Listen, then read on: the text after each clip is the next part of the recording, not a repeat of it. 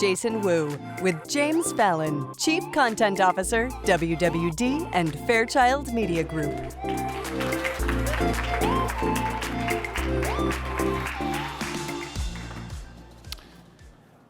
Hello, everyone, and Jason, welcome to Hong Kong. Yes, Hi, thank you. Come fairly regularly. So, anyway, let's quickly recap a bit. Born in Taiwan, raised in Vancouver, worked with Narciso. Your label will be 20 years old in 2027. Yeah. Congratulations. Why designer? I don't know. I never really knew there was another option. So you know, like I was like growing up in Taipei, I was always really interested in, well, what they call girly things, you know, like, you know, and that like in the 80s was like kind of, you know, it raised some eyebrows, you know, when I didn't go for the Transformers and went for like the Barbie dolls, you know, and you know, I was really fortunate to have parents who actually like saw that. Right. You know, I was actually terrible at school, terrible at math. Oh. So my parents were like, no, he's not gonna, least no there's lawyer, something. he's not gonna be a doctor or a lawyer, for sure, you know. But yet you made your own dolls. Yes, I Right. did. Actually, that was like one of my, well, I was just really bored out of my mind, like in boarding school. So like I just, I took a train to New York and I got a part-time job and when I was 16. So that's really how I like got into, I don't know, my career has kind of been a series of random events that seems to finally is making sense for me now. But how hard was it as a young designer to get attention? I think it's hard. I mean, I think, you know, I think it takes, you know, it's, I always say like if I were to start something now, I would be full of concerns, you know, but it takes somebody like, you know, when I started my label when I was 23, and I think it takes a certain amount of ignorance and cockiness to be able to do that, and I think that's important, right. You know, because, you know, to do something, you know, it doesn't always make sense. To do something interesting doesn't always make sense on paper. But then 2 years after you started your own brand, you designed what is probably one of the most iconic dresses in modern fashion, Michelle Obama's inaugural gown. Overnight, your life changes. How do you, as a young designer, cope with that? And then suddenly, you know, once the sort of hubbub dies a little bit, cope with that as well? Yeah, well, I mean, I think it was really interesting because a lot of people thought I just like kind of started overnight, which was like not the case. I had already been in business and, you know, like for 3 years, and I kind of worked really,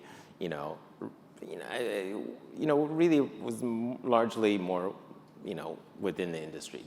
I was more well-known, more known in the industry as somebody, but nobody in the mass knew who I was. And that kind of exposed me to the kind of the general mass, you know, and it was both like exciting and daunting at the same time because, you know, I remember when it, you know, I didn't find out until the night, the night of, you know, and I saw it on TV and all of a sudden, you know, back then I still had a landline and it was CNN was on the line, you know, at 11 p.m. And I'm like, whoa, what's happening with my life right now? And the next morning I was on Anderson Cooper. You know what I mean? So like, it was kind of a roller coaster because of media trained by fire. But you know, one thing I didn't do was that, you know, we actually just, I said no to a lot of things because I just didn't feel like it was, you know, I didn't want to become like an entertainer, you know. I'm really a behind-the-scene person, and I'm interested in design. So while that was a really great opportunity, and it really got my name out there, I had to navigate it carefully to make sure that I was still doing what I wanted to do. You know, if that makes any sense. So there were a lot of, you know, especially in the land of America, you know, there's a lot of commercial opportunities come by, you know, and I just didn't feel like I was mature enough and my brand was mature enough to do a lot of those things. And they didn't really feel right. So I'm, you know, that was kind of the, you know, it's like, you know, of course, as a young designer, I was like, you know, we always needed money. But it's like, what do you take? Do you take that or do you take something more longevity? Longevity, I mean, I'm glad I chose longevity. Yes. Because, you know, the hype, they wear off, you know? Oh, yeah, and it's about kind of, I always say like it's like being an actor, you know, you win an award for something, but you need to already be looking for your next best role, right. you know? And that's what I always, you know, I always thought of. It was like, that was just the beginning. Okay. Yeah. But do you feel your aesthetic has changed since then? Well, I think I definitely, interestingly enough, like, you know, as, you know, I've been through definitely like my fair share of amount of difficult times. Right. Great times, difficult times. And, you know, I think life experience eventually contributed to my work right. to give it more depth, right. you know? And the idea of being perfect is no longer ideal for me, no longer an option. And I think it's just, you know, to explain that more, you know, I was always known as somebody who designed clothes that were very, very ladylike, you know? Mm-hmm. And because, you know, my idols like Dior, Saint Laurent, you know, I was kind of obsessed over, yes. you know, like that classic era of haute couture, you know? Mm-hmm. And so the influence is clear in my work, but the way it's evolved is that now I just, there's a certain amount of confidence and also life experience, you know? And the good and the bad. But also, I think what's been clear in your, I don't know, maybe at least the last 4 collections, if not longer, more of a cultural inclusion with art and your own culture as well. Yeah. Was that a deliberate decision? I mean, you did the Robert Rauschenberg Foundation this last time. Yeah. For spring, excuse me. You worked with a Chinese artist a few seasons ago. Was that a conscious decision, and why? Well, I think eventually, like, you know, I think, you know, having been in fashion for almost 20 years, you know, I've seen that, you know, fashion is in itself very different what it is today and what it was when I started. Yeah, and it will continue to evolve and it continue to change. You know, and the one thing, you know, I have to question myself all the time is like, what makes what I do relevant? And by that, I mean, everybody has a lot of clothes, you know, like nobody really needs, I mean, I shouldn't be saying that, right. But nobody needs more stuff, you know? And so we have to kind of deliver meaning, and also for myself as well, that, you know, what I'm doing is not just pumping out more merchandise in the world, right? That I am using fashion as a platform to highlight, you know, other fields of creatives and other creative fields, and also what's important to me, my personal values. And you know, the thing is, you know, being a Chinese designer, you know, there was never really very obvious signs of chinoiserie in my work, you know, and that was really deliberate because, you know, I thought that would have been just a bit obvious, right? And I think, you know, my heritage comes through more in a subtle way, and so, you know, in the recent years. So you know, I was almost even afraid to approach that topic when I was younger, you know, and so I think now with a lot more experience and a lot more just having lived, you know, I'm approaching the idea of culture now more than before because I feel like this is a good time for me to do that. And fashion as part of culture, which it clearly is. Right. You know, I mean, I think, you know, it's, you know, the moments that really take fashion outside, you know, outside of just clothing, it's, right. You know, moments like the inauguration where, you know, I realized, wow, it could really be an opportunity to, you know, to be a part of culture in general, you know, and how that being, you know, the first Asian designer to have dressed the first lady, you know, the first black first lady too. Yes, so, and so that was something I never thought was possible, or like it was just not tangible for me, you know? And when it happened, I was like, what happened, you know? And it's only years later that I realized, oh, you know, there was an impact, you know, when you know, especially, I think in Asia, a lot of parents who didn't previously think fashion or doing anything creative was a viable career. It was part of the changing of the minds, and I'm really proud of that. Right. But how do you choose the artists you're going to work with? I mean, the Rauschenberg Foundation being an example, and how do you then incorporate that into your work?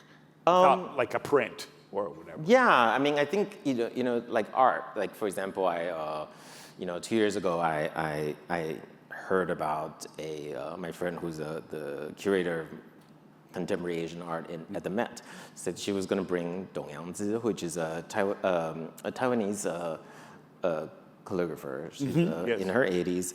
I've known her work since I was like really young, and I said, well, she's actually going to be like one of the first Asian contemporary artists who's still alive to actually be exhibited in the Met.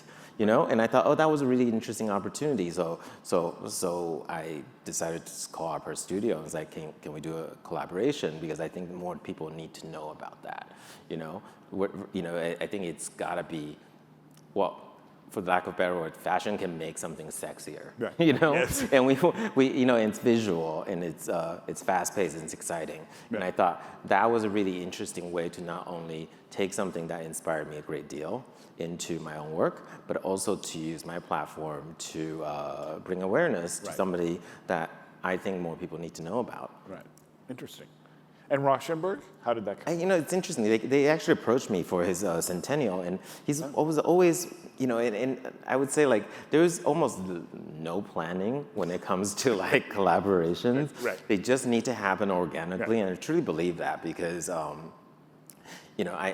think when it becomes a formula, it becomes boring, and it becomes. I think people can detect that. And consumers now are very smart, and they understand when something is authentic, and they understand when something is, conjured up in a conference room. So that was really interesting because, he was one of my favorite artists, and we were given kind of unprecedented access to his entire archive over the last 100 years. Right. So, and then for the fashion show, I'm a believer, like, all you can do is ask, And I was like, can I have his like, a series of installations from '94. Right. Which was like 29 pieces of huge murals installed in a warehouse in Brooklyn. Yeah, that felt very Rauschenberg-esque, and to be able to kind of make the show into an exhibit of its own sorts was an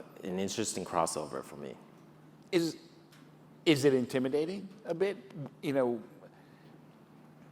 trying to interpret a Rauschenberg type work in fashion? Is there any intimidation in that at all? Well, I mean, I think, when I worked with Dong Yangzi, it was like the theme of the collection was ink, Right. And it was very much about like, not just about her work, but what it meant for me, know, and ink being a medium that I grew up having to learn, in school, in calligraphy, and how, what that meant for me as a person, as an individual, and as a designer.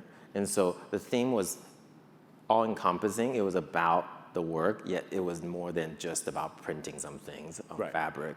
It was about delving into the meaning of the work from both my perspective and the artist's perspective. Right. And so with Rauschenberg, the collection was called Collage. Right. And, even though like maybe only a third of the collection really had his prints, the entire collection needed to register as a Rauschenberg-inspired collection. In its core. Right. Yeah. You do fashion, you do interiors, and more. What's the through line in terms of the aesthetic? I think aesthetic is always, I mean, I like beauty. I've never been like such an no one's ever called me an edgy designer. And I actually just struggled with that quite a bit when I was younger. I was like, all the other young designers were like very edgy and very cool. And I was like never that. And I'm really happy with that. Like I like things that are timeless. Right.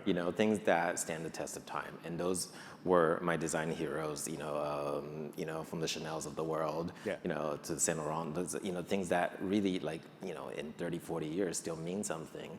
Well, beauty lasts. Edgy doesn't necessarily last. Yeah, and I think it's, I fully embrace it.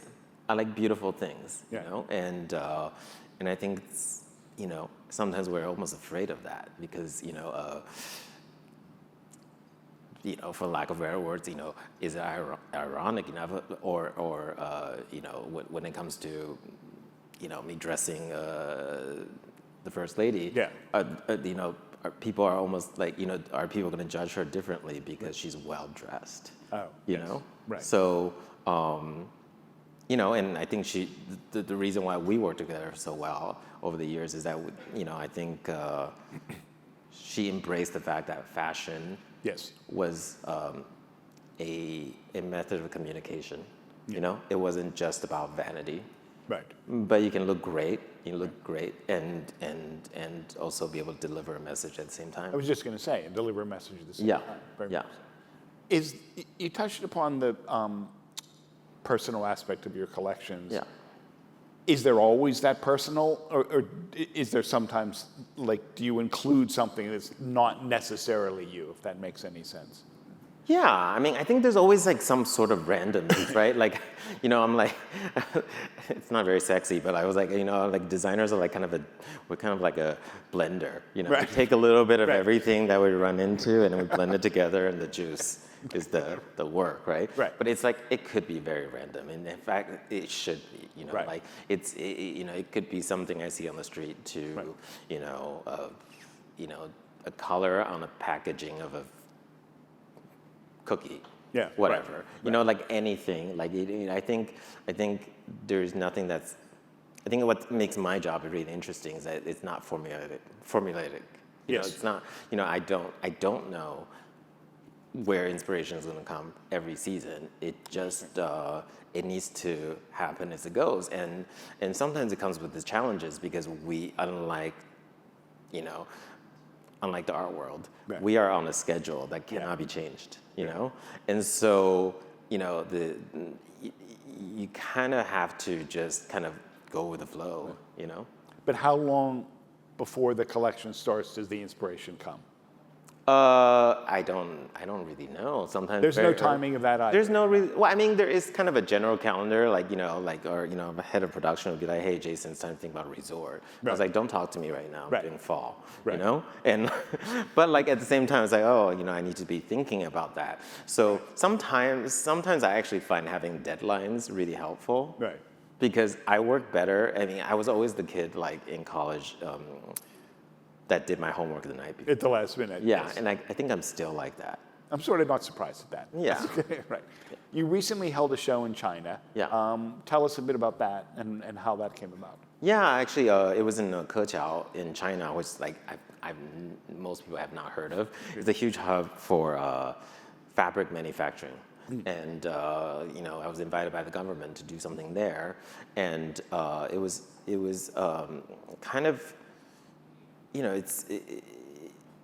it was interesting to see that you know, what's happening right now is the manufacturers in Asia are all elevating themselves. You know, they want to be seen past as being kind of less expensive goods. Fast and cheap. Fast and cheap, Right. exactly. You know, and I based the pieces I created for the show on silk because it comes from China. You know, also and